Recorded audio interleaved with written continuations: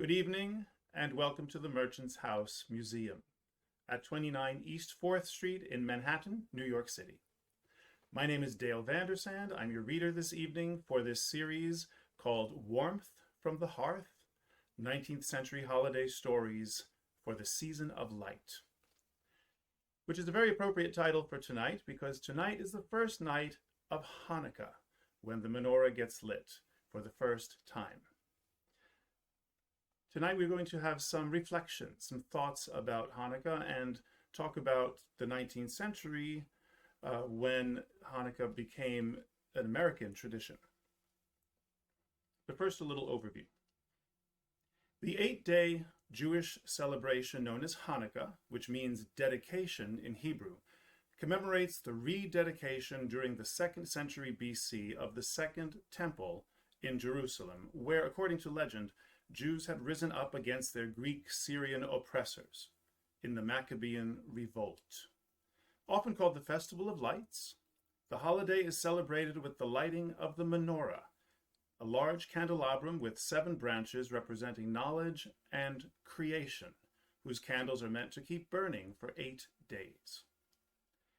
In the Talmud, Judah Maccabee and others believe that there was a miracle when the flames remained lit for 8 nights, though there was only enough untainted olive oil for 1 single day. Thus, the festival of joy and honor was born. Some scholars call the miracle of the oil into question, however, as the first book of the Maccabees describes an 8-day festival that followed the rededication but makes no reference to the oil. The 2 Maccabees books seem to be in conflict, having stark political and religious agendas, and thus are not included in the Hebrew Bible. While its history takes on vast dimensions, other scholars interpret the meaning of Hanukkah in a variety of ways.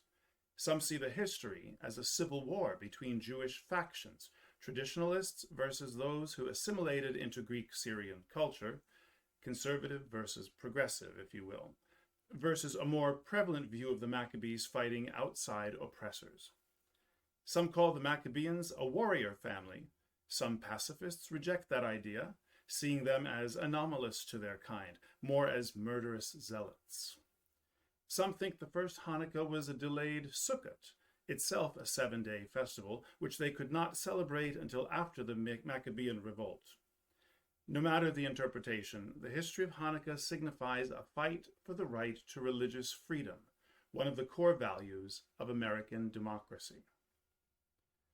Hanukkah has thrived in the United States.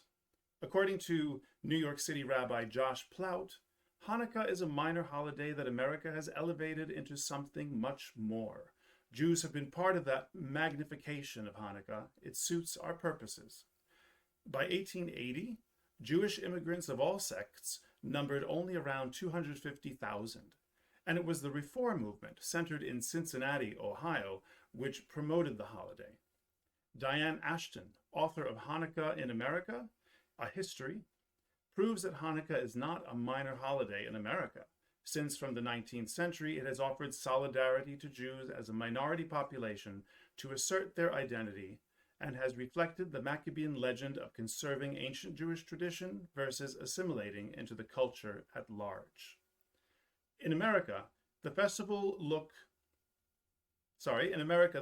took on new traditions geared toward children with games, skits, songs, candy, and presents. This supported domestic values of the Victorian era, those centered on family and patriotism, as well as religious education, and thus Jews could feel they were joining American culture. The New York Times states, American Jewish life struggled along on the distant periphery of the Jewish world, an ocean away from the great centers of Jewish learning and leadership. Celebrating Hanukkah in the home allowed the creation of an American Jewish tradition.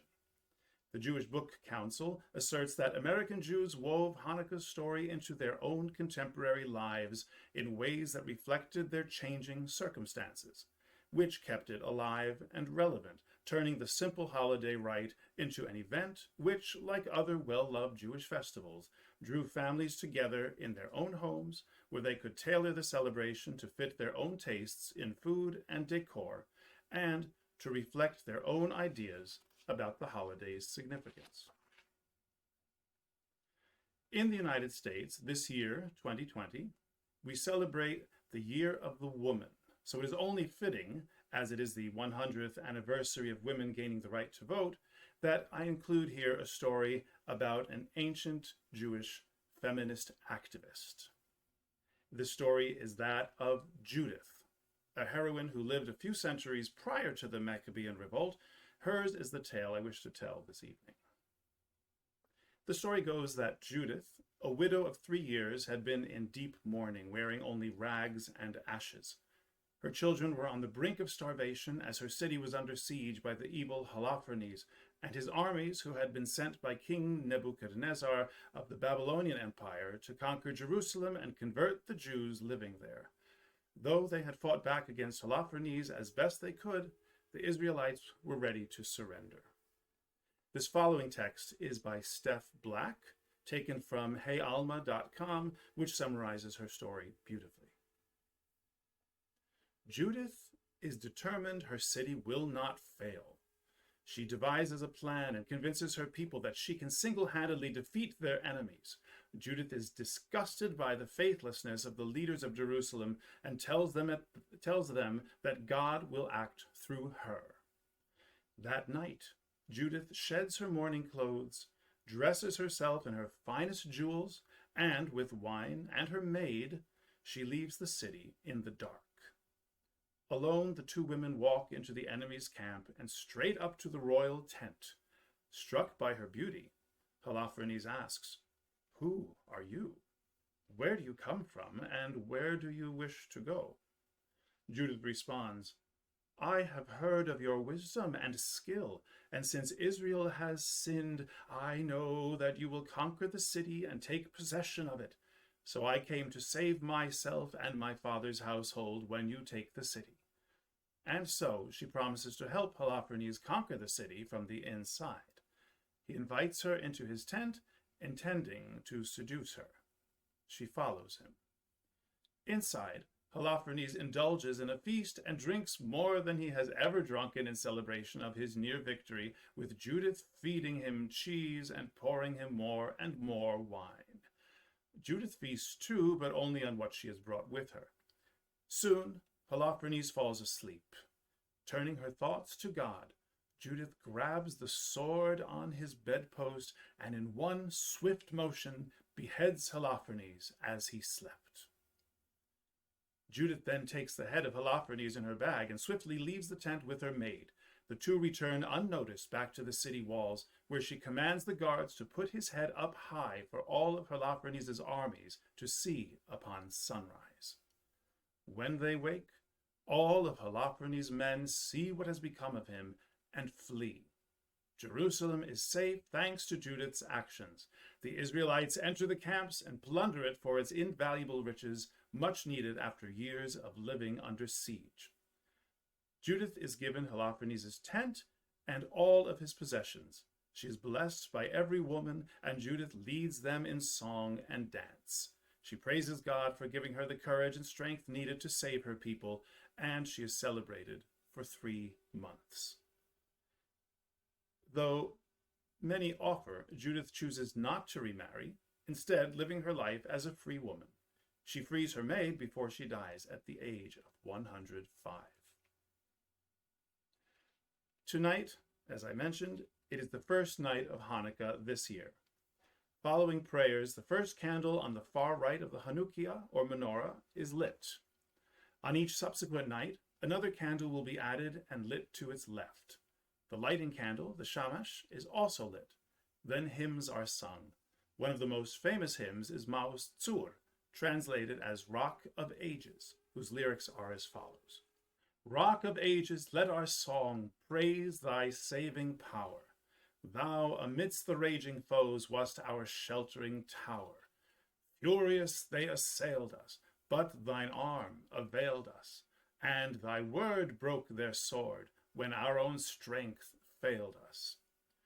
Children of the martyr race, whether free or fettered, wake the echoes of the songs where ye may be scattered.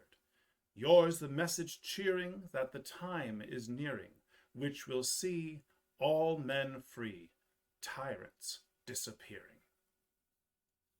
Here is a rendition sung here in the Merchant's House parlor, as you see behind me, by the Bond Street Utopian Singing Society, with Jane Elizabeth Rady, Roberta Alessandra, Anthony Beloff, and myself, Dale Vandersand, singing on a holiday concert a number of years ago, since social distancing has prevented us from coming together at this time. Please enjoy. Rock of Ages, bread our song, praise our saving power, amidst the raging foes, was our sheltering tower, furious day of sailors, but thy armor veils, and thy word brought their sword when our home strength failed us. Children of the martyr race, whether free or fettered, waving the echoes of the songs, where ye may be scattered,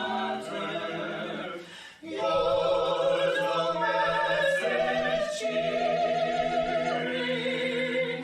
that the light is nearing,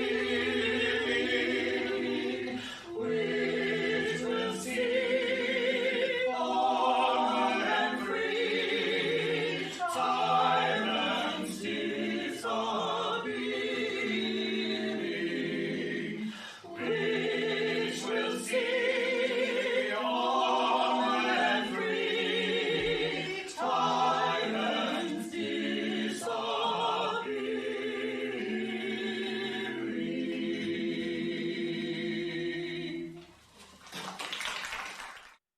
Thank you, and on behalf of the Merchant's House Museum, I wish you all a happy Hanukkah. May your prayers keep you and your family safe and bring peace during this time. Please visit merchantshouse.org to learn about other readings in this series, Warmth from the Hearth, as well as other holiday events, including John Kevin Jones and Dickens' one-man reading of A Christmas Carol, now a 9-season tradition here at the Merchant's House. Merchant's House is now open for visitation on weekends by reservation. Information can be found at our website. Good night, and may your season be filled with light.